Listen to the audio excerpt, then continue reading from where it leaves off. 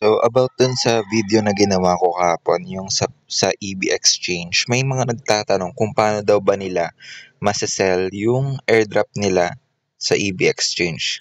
Kung MetaMask pa yung ginamit nyo guys, kasi MetaMask yung ginamit ko dun sa tutorial. Eto po no, balik lang kayo sa MetaMask and inopen ko yung MetaMask ko. Wait lang. Diba, ito yung una nyo makita pag open nyo ng MetaMask nyo, yung wallet nyo.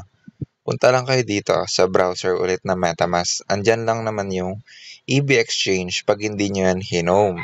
Pero kung hinome nyo yan, i-copy nyo lang yung link ulit. Yung kunin nyo yung link sa Telegram. O kaya i-type nyo lang ito. Yung eb.xyz. Yan. Ngayon, dito natin siya masasell. No? Kasi ano to guys, no? Exchange din tong EB. So, punta tayo sa trading. Ayan o, meron siyang trading guys, no. So, nakita nyo yung ginawa ko dito lang yun, no? Sa trading. And then, ayan, dyan din yung account nyo. Ayan, may total balance, available balance, yan.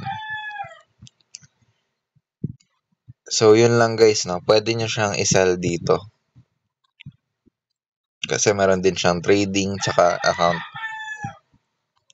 Like dito, hanapin nyo lang dyan, no, si Hamster. Ayan, no. Wala pang value. Kita nyo guys, ito.